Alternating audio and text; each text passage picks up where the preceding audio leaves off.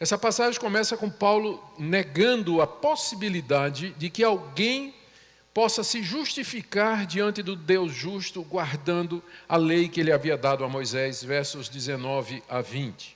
Ele diz 3 coisas aqui a respeito da lei.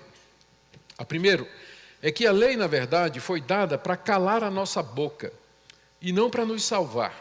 Sabemos que tudo que a lei diz, aos que vivem na lei o diz, para que se cale toda a boca. A lei que Deus deu à nação de Israel, em toda a sua extensão, nunca foi dada como um caminho de salvação ou justificação. Na verdade, o propósito daquela lei era calar a boca do judeu.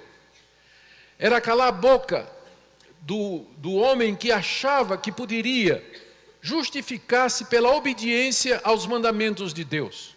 Por trás dessa crença existe uma deficiência numa compreensão de si mesmo. O judeu que achava que podia justificar-se pela lei, ele fazia isso porque ele considerava que ele tinha moralidade, santidade e habilidades suficientes para guardar os mandamentos da lei de Moisés.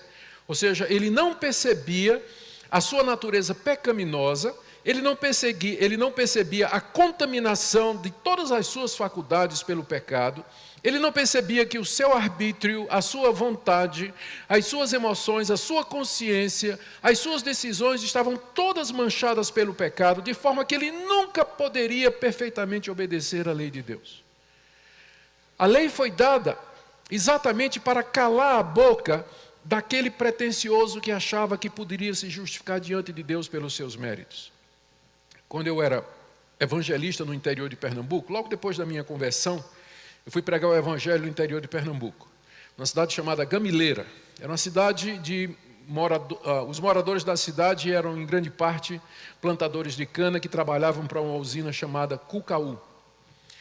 E eu me lembro entrando com folhetos e bíblias para distribuir de casa em casa, batia na porta, se a pessoa me apresentava, dizia que tinha uma literatura para dar, se a pessoa queria ouvir um pouquinho a respeito do evangelho, abria a porta, eu entrava e tudo. E invariavelmente acontecia a seguinte cena. Nas casas em que eu era convidado a entrar, sentava na mesa, tinha um cafezinho, alguma coisa, começava a conversar, e então eu abordava a questão do pecado. E dizia para o meu hóspede, para o meu anfitrião, olha, você sabe que você é um pecador e precisa da graça de Deus. Ele dizia, bom, eu sou pecador, mas eu não sou. Sempre tem gente pior do que você. Precisa ver meu vizinho, não é? Eu sou pecador, mas não sou tão ruim assim, não. Invariavelmente, a minha técnica era fazer o seguinte, você é católico, não é? Sou. Você tem uma Bíblia católica aí? Tenho. Então, traz ela aqui. Vamos abrir aqui em Êxodo 20, que é a mesma coisa na protestante, não é? Então, vamos abrir aqui em Êxodo, vamos ler aqui os 10 mandamentos. E vamos ler como Jesus ensinou a ler. Que o mandamento alcança não somente as nossas ações externas, mas também o nosso interior. Então, quando ele diz assim, não adulterarás, não está só proibindo o adultério físico, mas o adultério mental também. Vamos lá, vamos. Primeiro, não terás outros deuses diante de mim. Não farás para ti imagem de escultura. Não tomarás o nome do teu Deus em vão. Lembra-te do dia de descanso para o santificar. Honra teu pai e tua mãe. Não furtarás, não adulterarás, não matarás, não dirás falso testemunho, não cobiçarás.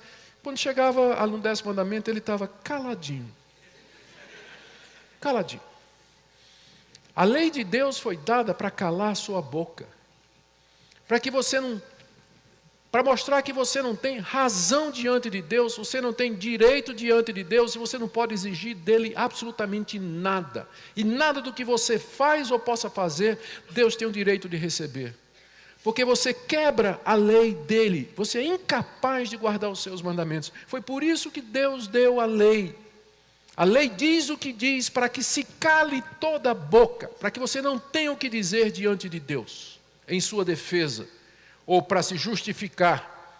Você não vai ter nada o que dizer diante dele, a lei foi dada para isso.